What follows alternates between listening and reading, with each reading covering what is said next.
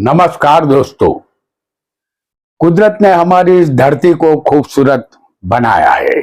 इस धरती पर पेड़ पौधे हैं, पहाड़ों से बहते हुए गाते हुए झरने हैं, समंदर के किनारे तक आती हुई लहरें और लहरों के टकराने पर गूंजता हुआ अद्भुत संगीत, समुंदर के किनारे की ठंडी हवा और शाम ढले समुंदर किनारे ढलता हुआ सूरज, यह किसी चित्रकार की कोई रचना से कम नहीं है। सृष्टि के रचयिता ने यह सब हमारे लिए ही बनाया है। उसकी रचना को धन्यवाद देते हुए हम आज के वीडियो का आरंभ करेंगे। आप सबको नरेश गांधी का सादर प्रणाम। यह हमारा 638वां एपिसोड है, जिसका नाम है केतु का करिश्मा। दोस्तों, आज हम केतु संबंधित कुछ रहस्य पर से पर्दा उठाएंगे। कुछ ऐसी बातें आपको बताएंगे जो आज से पहले आपने कभी नहीं जानी थी। वैसे तो राहु केतु छाया ग्रह है। जो सिर का हिस्सा है वह राहु है और बाकी का जो शरीर है वह घर है, उसे केतु कहते हैं। यह दोनों मायावी ग्रह है। हमारी कुंडली में यह दोनों आमने सामने 180 अंश पर होते हैं। राहु केतु सदा वक्र गति से चलते हैं। केतु अश्वनी, मघा और मूल नक्षत्र के मालिक है। केतु की कोई दृष्टि नहीं होती क्योंकि उनके पास आंखें नहीं है। केतु किसी भी राशि के मालिक नहीं है। वह जिस राशि में बैठे होंगे उस राशि के मालिक के मुताबिक फल देते हैं। राहु ने अमृत पिया था, जबकि केतु प्यासा ही रह गया था। हमारी कुंडली में केतु जिस स्थान में होगा उस स्थान संबंधित जातक को प्यास का अनुभव कराता है, या उस स्थान के सुख में कमी आती है, या वह सुख मिलने में देरी होती है। जो जातक केतु से प्रभावित होता है वह जातक एक नंबर का चालबाज, चलता पुर्जा होता है। वह क्रोधी, वकील, गुप्त रोगों का डॉक्टर होता है। वह पृथ्वी के भूगर्भ में खोजबीन करने वाला भी होता है। कुंडली में केतु शुभ हो तो हर कार्य में जीत मिलती है और केतु अशुभ हो तो कलंक लगता है। इस एपिसोड में हम केतु के विषय में 3 अद्भुत बातें जानेंगे। ऐसी 3 बातें जो आज से पहले आपने कभी नहीं जानी थी।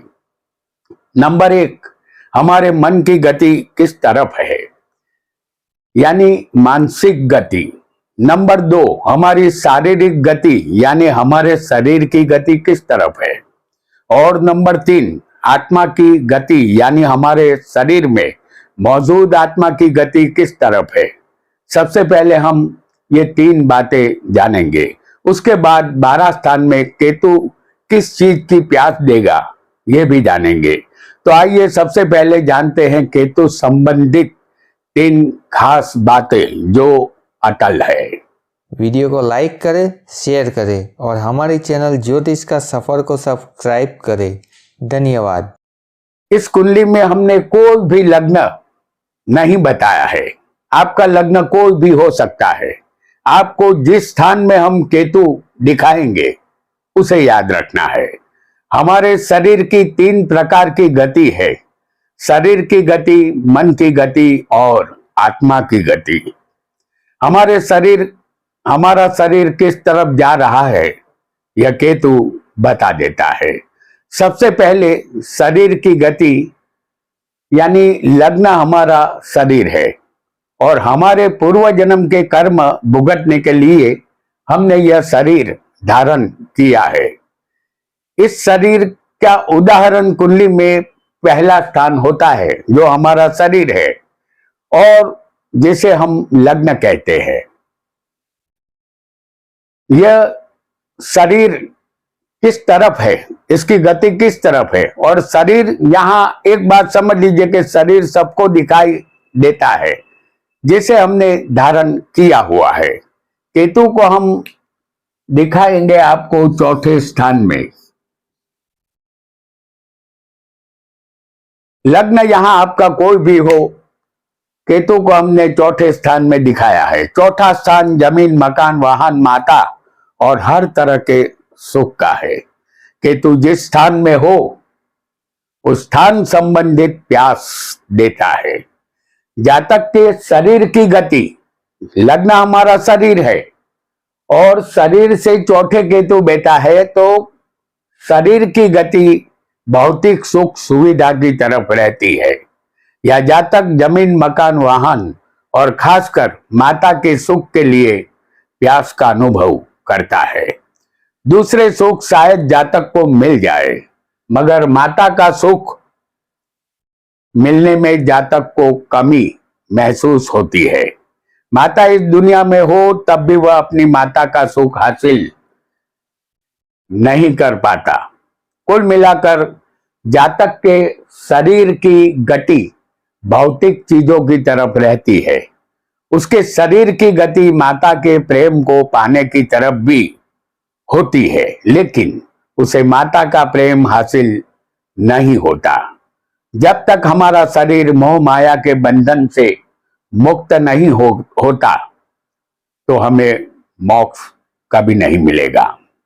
तो यहाँ शरीर से चौथे केतु है और शरीर की गति भौतिक चीज या माता उसकी तरफ है, ऐसा आपको समझना है। आपको अपनी कुंडली में लग्न से केतु जहां बैठा हो उस तरफ शरीर की गति है, ऐसा आपको समझना है। आइए अब मानसिक गति के विषय में जानेंगे। मन का कारक चंद्र है। ज्योतिष में कहा गया है मन ही मोक्ष और बंधन का कारक है और मोक्ष के दरवाजे तक केतु ही ले जाता है। इस उदाहरण कुंडली में चंद्र को हम राहु के साथ 10वें स्थान में आपको दिखाएंगे। उसके ठीक सामने केतु है। हम जान ही चुके हैं कि चौथे केतु भौतिक चीजों की ओर माता संबंधित प्यास यहां देता है। चंद्र से गिनने पर 1, 2, 3, 4, 5, 6 और 7, यानी चंद्र हमारा मन है और चंद्र से गिनने पर 7वें भावत भावम केतु है और 7वां स्थान कुंडली में पत्नी का होता है और व्यापार का और साझेदार का भी होता है। चंद्र से 7वां केतु पत्नी का इंतजार करवाता है। आपको अपनी कुंडली में चंद्र जहां बैठा हो वहां से केतु कहां है ये देखना है। तो चंद्र से 7वां केतु होगा तो 7वां स्थान पत्नी का होता है, तो यहां शादी में देरी होती है, पत्नी की प्यास रहती है। कभी कभी जातक की पत्नी होते हुए भी जातक प्यासा ही रहता है। जातक की मानसिक गति काम वासना और पत्नी की तरफ ही रहती है। वह पत्नी को पाकर सुखी बनना चाहता है, लेकिन उसका मन पत्नी को पाकर भी पत्नी का प्यासा ही रहता है। और जब तक हमारे शरीर में वासना होगी केतु मोक्ष का दरवाजा नहीं खोलता, यानी हमारे मन की गति मोक्ष की तरफ नहीं है, ऐसा निश्चित मान लेना है। क्योंकि चंद्र से जो हमारा मन है, चंद्र से 7वां केतु है और केतु प्यास देता है और 7वां स्थान पत्नी का होता है। जब हमारी मन में पत्नी ही रची बसी रहेगी तो हम मोक्ष की तरफ कहां से जाएंगे। आइए अब जानेंगे आत्मा की गति को। आत्मा के विषय में जानना भी बहुत उचित रहेगा। मन और आत्मा दोनों एक साथ हमारे शरीर में रहते हैं। हमारा शरीर दृश्यमान होता है, लेकिन मन और आत्मा को हमारा शरीर चीरने पर भी कोई डॉक्टर कभी नहीं देख सकता। वह दोनों अदृश्य रूप में हमारे शरीर में रहते हैं। हमारे शरीर में जो आत्मा है उसे सूर्य कहते हैं। इस उदाहरण कुंडली में केतु चौथे है और सूर्य को हम दिखाएंगे भाग्य में 9वें स्थान में। आपका लग्न चाहे कोई भी हो, नवम स्थान में यहां सूर्य यानी आत्मा से केतु भावत भावम 8वें है। यहां आत्मा की गति 8वें स्थान की तरफ है और 8वां स्थान आयुष्य और मृत्यु को और गुद विद्या को दर्शाता है। जातक जन्म मरण का भेद जानने के लिए उत्सुक बनता है। इंसान का जन्म क्यों होता है, क्यों उसकी मृत्यु हो जाती है, इस सवालों का जवाब पाने के लिए जातक ज्योतिष शास्त्र जैसी विद्या की तरफ आकर्षित होता है। वह मेहनत करके इस विद्या को हासिल करता है। इस विद्या को सीखने के बाद वह इस विद्या से अपने मृत्यु तक जुड़ा रहता है, क्योंकि उसके मन और आत्मा में ज्ञान को पाने की प्यास केतु उत्पन्न करता है। क्योंकि ज्योतिष विद्या एक देवी विद्या है। यदि ज्योतिषी सच्चा हो तो उसका मोक्ष हो जाता है, उसकी आत्मा मोक्ष की तरफ गतिमान हो जाती है, वह मोक्ष का अधिकारी बनता है। ऐसा ज्योतिष के ग्रंथों में लिखा है। यहां हम एक बात आपको याद दिला दे कि हमने यहां उदाहरण कुंडली पेश की है। आपको अपने शरीर की गति लग्न से जहां केतु बैठा हो वहां से जाननी है, और मन की गति चंद्र जहां हो वहां से केतु हो वहां तक आपको उस गति को जानना है, मन की गति को। और आत्मा की गति सूर्य के द्वारा ही जानी जाएगी, क्योंकि सूर्य आत्मा है। और जहां केतु बैठा है, सूर्य से जहां केतु 8वें है, तो आत्मा की गति समझिए कि गूढ़ विद्या का स्थान जन्म और मृत्यु की तरफ सूर्य से केतु 8वें होने से उसकी तरफ गति उनकी रहती है। अब लगे हाथों हम जान चुके हैं कि लग्न से केतु चौथे है, यहां चंद्र से केतु सप्तम में और सूर्य से केतु अष्टम में है। आपको जहां पर आपका लग्न जो कोई भी हो वहां से केतु कहाँ है, चंद्र से केतु कहाँ बैठा है, ये मन की गति दर्शाएगा। और सूर्य से केतु जहां होगा तो वही गति आपकी जन्म और मृत्यु की तरफ होगी। अब लगे हाथों 12 स्थान में केतु का करिश्माई फल भी हम जान लेते हैं।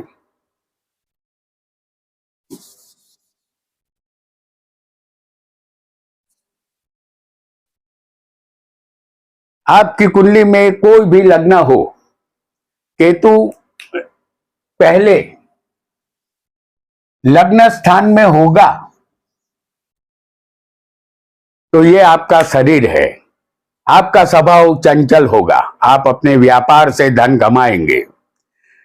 लग्न स्थान हमारा दिमाग भी दर्शाता है, और केतु बिना माथे वाला ग्रह है, इसके पास दिमाग नहीं है, इसलिए जातक विचित्र स्वभाव का होता है। जीवन की रेस में यह जातक हमेशा पीछे रहता है। याद रहे, केतु प्यास देता है। जातक को अपने शरीर के सुख की प्यास यहां रहती है। केतु जिस स्थान में होगा उस स्थान संबंधित जातक जीवन भर प्यास का अनुभव करता है। आपकी कुंडली में यदि दूसरे स्थान में केतु बैठा होगा, जैसे हमने आपको यहां दिखाया है, दूसरे स्थान में केतु होगा तो यह स्थान धन और कुटुंब का है। जातक की वाणी कठोर होती है। 2 नंबरी धंधा करने से जातक को लाभ मिलता है। जातक धन का अभाव महसूस करता है, क्योंकि यहां धन के दरवाजे पर केतु बैठा है। हमारे मोहल्ले में भटकने वाले सभी कुत्तों पर केतु का अधिकार है। जो कुत्ते को रोटी खिलाएगा, केतु उसके लिए धन का दरवाजा खोल देता है, क्योंकि कुत्ता एक वफादार प्राणी है। याद रहे, जातक के लिए धन ही समस्या का मुख्य कारण होता है। धन की प्यास जातक को हमेशा बनी रहती है। और यदि तीसरे स्थान में केतु आपकी कुंडली में, तीसरा स्थान पराक्रम और भाई बहन का है। इस स्थान में केतु जातक को साहसिक और पराक्रमी बनाता है। अपने भाई बहनों से गाड़ी पटरी पर नहीं बैठती, यानी अनबन रहती है। उसकी पहुंच राजकीय क्षेत्र में होती है उसे प्रसिद्धि भी मिलती है। याद रहे, जातक को अंधश्रद्धा में विश्वास होता है और वह आलसी भी होता है। वह अपनी बड़ी सफलता को असफलता में बदल देता है। उसे अपने पराक्रम के द्वारा सफलता की प्यास रहती है। आपकी कुंडली में यदि चौथे स्थान में केतु होगा तो चौथा स्थान सुख, माता और मकान का है। इस स्थान में केतु जातक को एक ही मकान में लंबे समय तक रहने का योग करता है। मकान बदलने पर वह दूसरे मकान में भी एक लंबे समय के लिए फिट हो जाता है। जातक को झूठ बोलने की आदत होती है। तेल के व्यापार से जातक को लाभ मिलता है। याद रहे, जातक को इस स्थान का केतु माता का सुख नहीं देता। माता इस दुनिया में हो तब भी जातक अपनी माता के साथ नहीं रहता। उसे माता को छोड़कर जाना पड़ता है। केतु सुख से वंचित रखता है। माता के सुख की प्यास इस चौथे स्थान का केतु देता है। और यदि यही केतु पंचम स्थान में आपकी कुंडली में होगा तो यह स्थान विद्या, संतान और प्रेम का है। इस स्थान में केतु होगा तो जातक उदार दिल का होता है। अपने संतानों पर प्रेम भाव उसे होता है। वह देवी उपासक होता है। वह गुप्त विद्याओं का भी जानकार होता है। वह किसी भी कला में माहिर होता है। वह नाट्य, मनोरंजन, संगीत, नृत्य, शेयर बाजार से जुड़ा कोई भी कार्य करता है।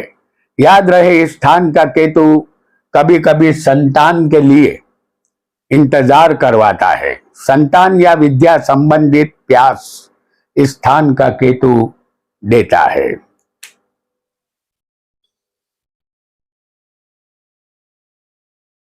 आपकी कुंडली में छठा स्थान रोग, शत्रु का होता है। इस स्थान में केतु जातक को अच्छा स्वास्थ्य देता है। वह एक अच्छा वक्ता होता है। वह बहुत सी कलाओं का जानकार होता है। आर्थिक रूप से जातक मजबूत और धनवान होता है। वह समाज सेवक, वकील या न्यायाधीश भी हो सकता है या अपने व्यवसाय से धन कमाता है। उसकी विद्या से उसे लाभ मिलता है। याद रहे, जातक के शत्रु सिर उठाते हैं, लेकिन इस स्थान का केतु जातक को विजयी बनाता है।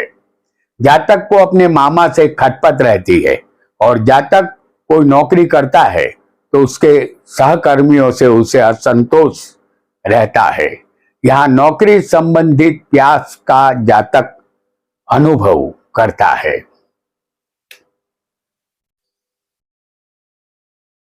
आपकी कुंडली में सप्तम स्थान पत्नी और व्यापार का है।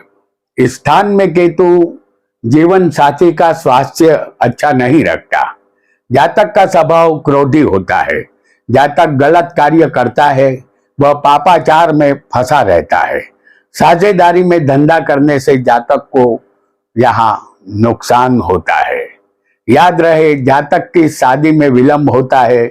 उसे पत्नी मिल भी जाए तब भी उसे पत्नी संबंधित प्यास रहती है। पत्नी होते हुए भी वह प्यासा ही रहता है। यही सप्तम में केतु का फल है। यदि यही केतु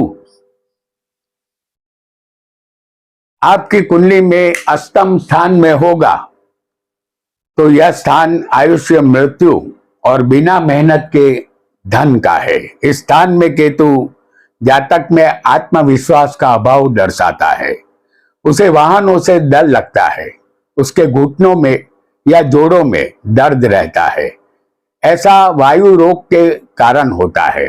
गैस ट्रबल का सामना भी उसे करना पड़ता है। उसे कभी लाभ तो कभी हानि होती रहती है। याद रहे, यह जातक बिना मेहनत के धन में ज्यादा रुचि लेता है। स्थान का केतु धन होते हुए भी धन का सुख नहीं लेने देता। जातक को धन संबंधित सुख की प्यास यहां रहती है।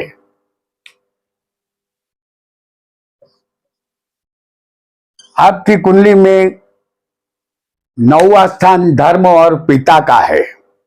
स्थान में केतु जातक को डंभी बनाता है।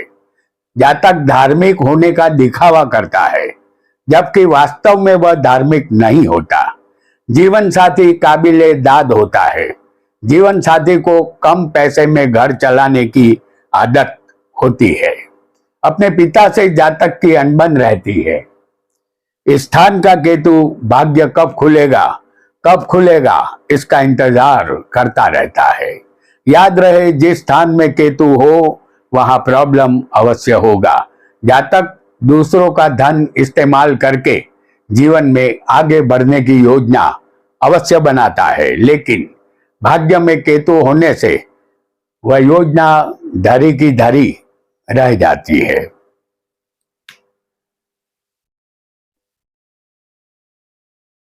आपकी कुंडली में 10वां स्थान कर्म और सत्ता का है। इस स्थान में केतु जातक को खुश मिजाज अवस्था में रखता है।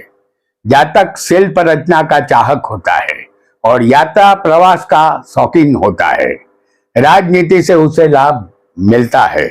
उसे अपने पिता से भी लाभ मिलता है। याद रहे, इस स्थान का केतु व्यवसाय और नौकरी में स्थिरता नहीं देता।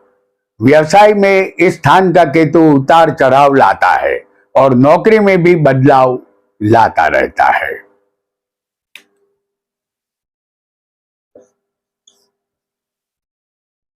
आपकी कुंडली में 11वां स्थान लाभ, बड़ा भाई और इच्छा पूर्ति का है। इस स्थान में केतु जातक को बुद्धिमान बनाता है और तंदुरुस्त भी देता है। इस जातक के मन की बात कोई नहीं जान सकता। इस स्थान का केतु जातक को रहस्यमयी स्वभाव का बनाता है। वह नीच कर्म करता है, दूसरों को अपने प्रभाव में लेकर अपनी इच्छा पूर्ति करता है। याद रहे, यह जातक जुआ, सत्ता और शेयर बाजार के कार्य से अपनी आजीविका चलाता है, लेकिन इस जातक को जिस लाभ की आशा होती है वह लाभ उसे नहीं मिलता। लाभ की प्यास सदा बनी रहती है। और यदि केतु आपकी कुंडली में 12वां स्थान जो व्यय, खर्च और मोक्ष का है, इस स्थान में केतु हो तो कहा जाता है मनुष्य को मोक्ष मिल जाता है। इस स्थान में केतु वैराग्य उत्पन्न करके धार्मिक अवश्य बनाता है। जातक विदेश के साथ धंधा करता है। विदेश मुसाफरी का योग भी बनता है। अपने देश में वह कितनी भी मेहनत करे, उसे सफलता विदेश जाने से ही मिलती है। याद रहे, 12वां स्थान बेडरूम को दर्शाता है। इस स्थान में केतु बेडरूम का सुख नहीं देता। पत्नी हो तब भी उसे बेडरूम का सुख नहीं मिलता। यहाँ जातक की वासना अधूरी रहती है, और जब वासना ही अधूरी रह जाए तो मोक्ष कहाँ से मिलेगा। जातक को दूसरा जन्म यहाँ लेना पड़ेगा। तो दोस्तों, आज हमने 12 स्थान में केतु का संक्षिप्त फल जाना और साथ ही हमारे शरीर की गति, मन की गति और आत्मा की गति किस तरफ है ये भी समझा। हमें यकीन है कि आज का यह एपिसोड आपको पसंद आया होगा। आपका बहुत बहुत धन्यवाद, धन्यवाद, धन्यवाद।